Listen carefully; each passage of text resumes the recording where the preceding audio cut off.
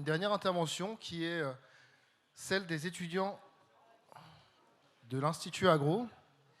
En fait, à travers la chaire Futur d'élevage qui organise cette journée avec le partenariat entre Innoval, l'Institut Agro et Groupe Grimaud, on est également tourné vers les étudiants, on organise des travaux de recherche avec eux et puis également chaque année un voyage d'études. En l'occurrence, ce voyage d'études cette année est allé inspecter les filières ovines pyrénéennes face aux changements environnementaux, sociétaux et économiques. Je vous demande d'accueillir les étudiants de l'Institut Agro.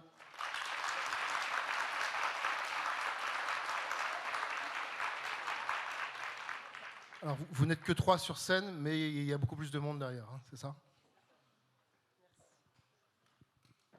Merci.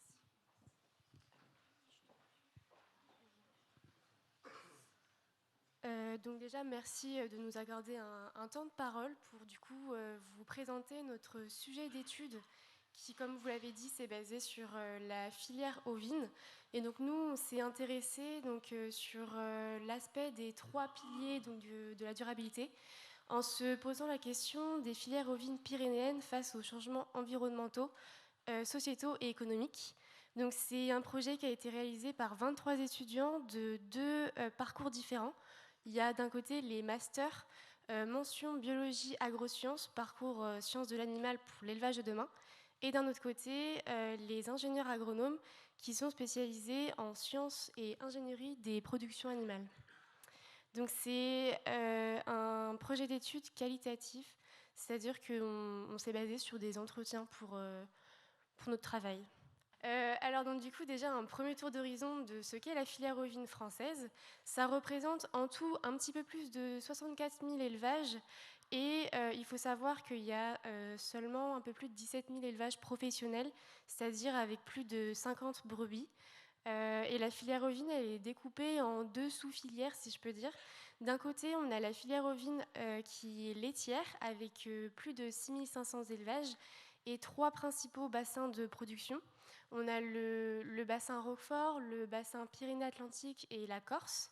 Et d'un autre côté, on a la filière allaitante qui représente un petit peu moins de 60 000 élevages, avec 4 bassins de production cette fois-ci.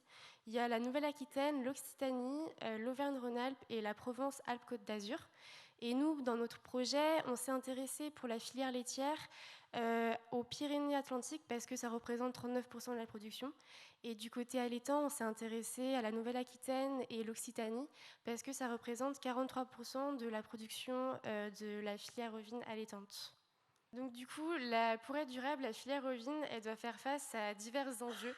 On a sur le pilier environnemental, on a la sécheresse qui, comme vous avez pu le constater, se marque de plus en plus ces dernières années, et notamment cette année. Et donc du coup, il y a vraiment la problématique des rendements fourragers qui sont en baisse. Et il y a également pour les éleveurs qui réalisent des transhumances, il y a la difficulté d'accès à l'eau qui pose de plus en plus problème avec les animaux qui ont de plus en plus de mal à pouvoir accéder à de l'eau durant la période estive. Ensuite, sur les aspects sociaux, il y a le renouvellement des générations qui arrive de plus en plus dans les inquiétudes des éleveurs parce qu'on est sur une moyenne d'âge qui est de plus en plus vieillissante et avec des problèmes de transmission qui reviennent vraiment dans les sujets avec les éleveurs. Et donc du coup, tout ça, ça crée des charges mentales qui sont de plus en plus importantes et qui sont de plus en plus marquées. Et ensuite, du point de vue économique, on a beaucoup d'exploitations qui n'arrivent pas à réaliser de prélèvements privés. Et on a aussi, comme il a pu être abordé ce matin à plusieurs reprises, une baisse de la consommation de la viande. Et la filière ovine, malheureusement, n'y échappe pas. Et donc du coup, pour les filières ovines allaitantes, c'est de plus en plus problématique. Et les inquiétudes aussi sont de plus en plus marquées. Donc du coup, un petit zoom sur les 2 territoires que nous, on a été enquêtés. Donc du coup, les Pyrénées-Atlantiques, ça représente 436 000 têtes, avec 84% de la production qui est située dans le département du Pays Basque.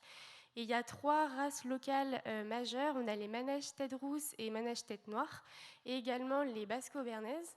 Et on a également 2 signes de qualité qui sont l'IGP Agneau des Pyrénées lait et l'AOP Osso Irati.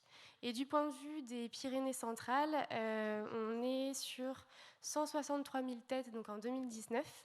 Et il y a cette fois-ci 2 races locales qui sont présentes majoritairement. On a la tarasconnaise et la castillonnaise. Et ici, on a aussi deux signes de qualité, l'IGP Agneau des Pyrénées et l'AOP Barège-Gavernie. Et donc nous, notre projet s'est déroulé sur 1 mois. Donc on a condensé notre travail sur 1 mois. Et on a commencé par une approche bibliographique pour s'imprégner de ce qu'était la filière ovine, de comprendre où on allait se rendre exactement. Et ensuite, on a élaboré donc, des guides d'entretien et on est parti ensuite une semaine où notre groupe s'est divisé en 2 sous-groupes. Donc une partie, elle est dans les Pyrénées centrales et une autre dans les Pyrénées-Atlantiques. Et on a pu réaliser nos entretiens semi-directifs. Et ensuite, on a eu une semaine pour traiter nos données et les valoriser sous des formats oraux et écrits. Alors, comme l'a dit Tiffaine, donc nous avons pu aller sur 2 territoires différents. Les Pyrénées-Atlantiques, donc je ne sais pas, sinon ça ne marche pas, que vous pouvez voir plutôt à l'ouest, sur lequel la filière laitière était dominante.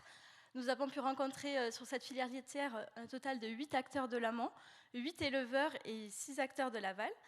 Puis ensuite, nous sommes allés aussi sur les Pyrénées centrales, où nous avons pu rencontrer 2 acteurs de l'amont. Donc les Pyrénées centrales, c'est la filière plutôt allaitante qui est dominante. Nous avons rencontré 5 acteurs, un acteur de l'aval et un acteur transversal, c'est-à-dire qui regroupait à la fois l'amont et l'aval de la filière. Donc à l'issue de l'analyse thématique de ces enquêtes, les 3 piliers de la durabilité, l'environnement, social et économique, ont été mis en avant. Hop, toujours un petit souci de diapo. Toujours pas. Voilà. Donc pour le pilier environnemental, 2 enjeux ont été soulignés lors de ces enquêtes, celui de la prédation et celui du changement climatique.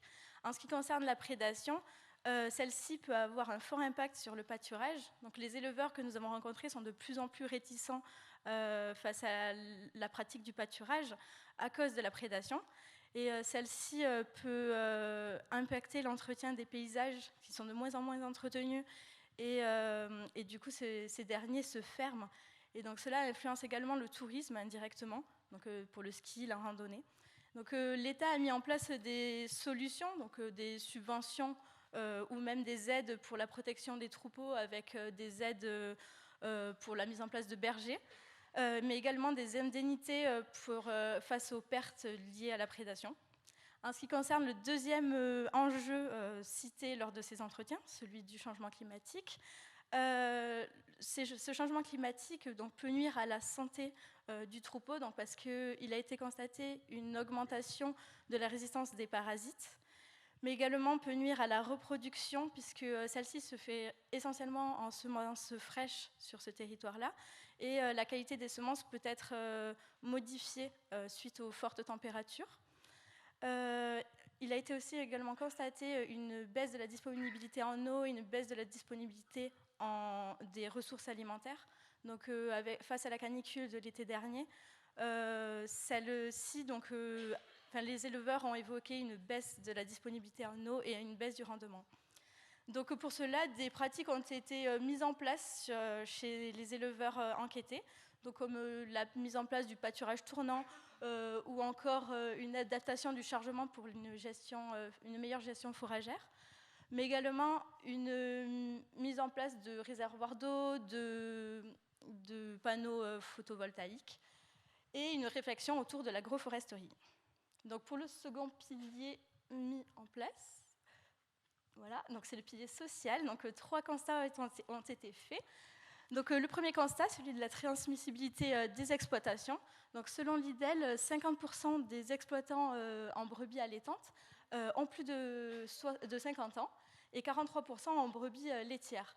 Donc ce vieillissement des éleveurs donc, est particulièrement souligné chez les éleveurs pratiquant la transhumance, où 60% des éleveurs ont plus de 55 ans. Et donc ce vieillissement peut poser problème, notamment dans le maintien de la filière. Et donc, il faut savoir que 4 éleveurs enquêtés sur les 5 en allaitant se posent déjà la question de la reprise, alors qu'ils ont, pour tout âge, donc ça allait de 40 ans à 60 ans pour certains. Donc, à tout âge, donc, ces éleveurs se posent déjà cette question de reprise. Et donc, la reprise, elle est majoritairement faite au sein du cadre familial pour les éleveurs laitiers. Mais à contrario, les éleveurs allaitants, eux, pensent même à faire reprendre leur exploitation pour des hors-cadres. Donc, pour le deuxième point, c'est la communication de la filière. Donc, donc la filière ovine dans les Pyrénées a une faible communication. Donc, pourtant, il serait intéressant de mieux communiquer au sein de la filière, mais également auprès du grand public. La filière laitière, elle, est beaucoup plus organisée et mieux structurée, et cela est dû essentiellement grâce à la présence structurante de l'AOP Osso-Iraty, qui permet à cette filière de mieux se démarquer que la filière allaitante.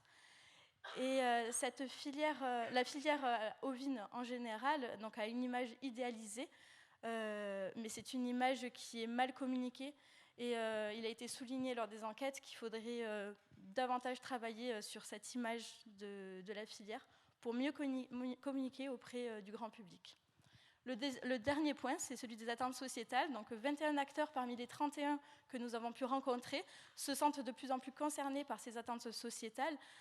Donc 5 éleveurs parmi les éleveurs laitiers rencontrés ont déjà mis en place des aménagements, donc, comme la visite à la ferme, de la vente directement à la ferme. Et donc les éleveurs et même les acteurs de la filière sont conscients qu'il y a des enjeux, notamment autour de la pratique de la caudectomie ou de la pratique de pose d'éponge hormonale. Et même voir des enjeux autour des gaz à effet de serre chez la filière laitière. Et donc ces pratiques sont... ces éleveurs et ces acteurs mettent en place déjà des actions autour de ces enjeux. Le dernier pilier, c'est celui du pilier... ça ne veut pas... non. Toujours pas. Essaye. Non, pilier économique. Donc, nous avons relevé une forte dépendance aux aides chez les éleveurs ovins des Pyrénées, et c'est plus particulièrement marqué pour les éleveurs de la filière allaitante. Donc, c'est une filière qui a du mal à valoriser les coproduits de laine, mais également les brebis de réforme. Et les acteurs de l'amont ont particulièrement, estiment que les éleveurs de la filière ont des revenus assez faibles, mais ce qui n'a pas été pourtant perçu chez les éleveurs que nous avons enquêtés. Et ensuite, un dernier point sur cette économie, c'est que la viande ovine n'attire pas le consommateur. Donc en fait, ce qu'on voulait dire par là, c'était que il y a de nombreux préjugés autour de la viande ovine. Donc des préjugés que ce soit pour la perception de l'agneau, ou même un préjugé autour de... qu'est-ce qu'on avait excusez-moi. Ouais, comment ? Des réformes ? Non, il y avait des préjugés autour de la perception, mais aussi du goût de la viande. Donc, c'est ça. Donc, du goût de la viande, qui donc en fait peut poser des difficultés dans le cadre du maintien de la filière. Et ensuite, il faut savoir que les 2 territoires que nous avons, sur lesquels nous sommes allés enquêter, sont frontaliers avec l'Espagne. Et donc, le marché espagnol est très dépendant, est très présent, notamment dans la filière laitière, qui est très dépendante. Donc, 80% de la production d'agneaux de lait se fait vers le marché espagnol. Et également, cette filière achète de nombreux concentrés à l'Espagne. Donc, ce marché espagnol est moins présent pour la filière allaitante, mais toutefois, celle-ci vend et achète quelques agneaux. Donc, ça a été coupé sur le diapo, mais donc, on a une partie d'autonomie alimentaire. Donc, il faut savoir que l'achat d'aliments représente seulement 19% du coût de production pour la filière laitière, et seulement 9% pour la filière allaitante. Donc, compte tenu de la volatilité des prix de l'aliment, il est intéressant et important d'avoir cette notion d'autonomie alimentaire pour la pérennité des élevages ovins dans les Pyrénées. Voilà. Merci. Donc, lors de nos enquêtes, nous avons demandé aux acteurs rencontrés de donner leur avis sur l'avenir de la filière. Donc, pour la filière laitière, ils sont tous optimistes pour le maintien de leur filière, malgré la baisse du nombre d'éleveurs. Par contre, une grande partie émettent des incertitudes et des inconnus sur l'avenir, notamment du fait de la sécheresse de cette année et la flambée des prix des intrants, ce qui rend un peu compliqué pour eux de se projeter dans l'avenir. Il y a une prise en compte des attentes sociétales. Pour eux, c'est nécessaire pour la survie de leur filière.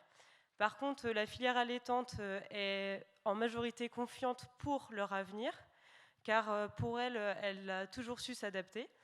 Cependant, pour eux, la filière laitière a plus de chances de survie, notamment, on va se répéter, mais parce qu'elle est plus organisée que la filière allaitante.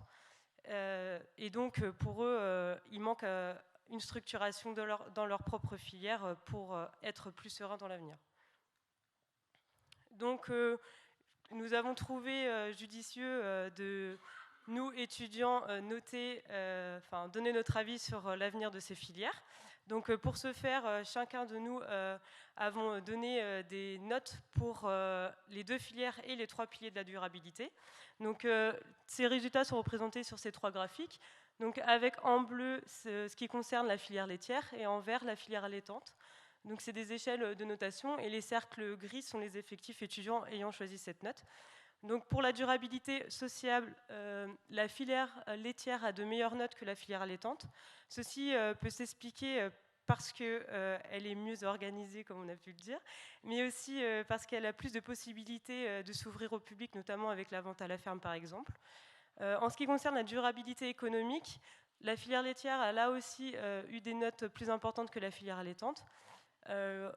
On a dit tout à l'heure qu'il y avait une hausse de la consommation des produits, notamment laitiers comme le fromage, et une baisse de la consommation de viande, mais aussi sans doute parce que la filière laitière a de meilleurs revenus que la filière allaitante. Pour la durabilité environnementale, là, les tendances inverses, c'est la filière allaitante qui a eu de meilleures notes que la filière laitière, notamment parce que la filière allaitante a beaucoup développé des pratiques plus respectueuses de l'environnement, comme l'agroforesterie, les bocagères ou aussi tout ce qui concerne l'eau. C'est une filière qui est moins demandeuse en eau que la filière laitière. Donc, pour conclure sur notre enquête, pour la durabilité environnementale, elle est pérenne, avec des points forts, car elle est peu émettrice en gaz à effet de serre. Elle entretient des paysages et des espaces naturels qui sont nécessaires pour le tourisme. Par contre, il y a quand même des points faibles qui sont la prédation, mais ils essayent d'y remédier, et la gestion du parasitisme à cause du réchauffement climatique. Pour la durabilité économique, elle est à consolider. Même si le pastoralisme est indispensable au tourisme de la région est très présent, il y a quand même une dépendance des aides, en fait, des aides de l'État, car en lien avec les revenus. Par contre, ça reste un marché de niche avec des produits qui sont quand même assez chers et donc tout le monde ne peut pas y accéder. Ils ont une autonomie alimentaire qui est très importante pour l'élevage allaitant, mais par contre, l'élevage laitier, ça reste quand même un point faible et qui est à améliorer. En ce qui concerne la durabilité sociale, elle est elle aussi à consolider. Il y a une forte identité au territoire, notamment pour la filière laitière et donc le Pays basque. Par contre, donc même si ça répond aux attentes sociétales, il y a quand même un gros manque de communication qui joue en leur défaveur, avec un problème de transmissibilité et du coup l'organisation de la filière allaitante. Donc on en revient toujours au même. Donc nous avons émis des solutions envisageables. Donc pour tout ce qui est environnemental et l'adaptation du coup au réchauffement climatique, nous avons émis la solution de gestion de l'eau en estive, par exemple avec des collectes d'eau en estive, avec la collaboration de l'Espagne. En ce qui concerne l'économie, la valorisation des coproduits est un enjeu fort, notamment la laine. Donc nous avons pensé à développer le textile français, notamment, Et aussi, en ce qui concerne les brebis de réforme, il faut sensibiliser le public à en consommer. Donc cela peut se faire par exemple les collectivités, les cantines, etc. En ce qui concerne le social, la communication est le gros point noir. Pour ce faire, les établissements agricoles peuvent être sollicités avec des formations comme des MOOC, des vidéos, des flyers ou des fiches techniques. Et en ce qui concerne le grand public, donc là aussi, on émet l'idée de communiquer auprès des restaurations collectives avec des dégustations ou alors même des programmes touristiques sur place. Donc merci pour votre attention. Nous aimerions aussi remercier tous les acteurs rencontrés lors de ce module. Et j'invite aussi les personnes de ma classe qui ont participé à cette enquête à se lever, s'il vous plaît, parce qu'on n'est pas tout seul à faire ça.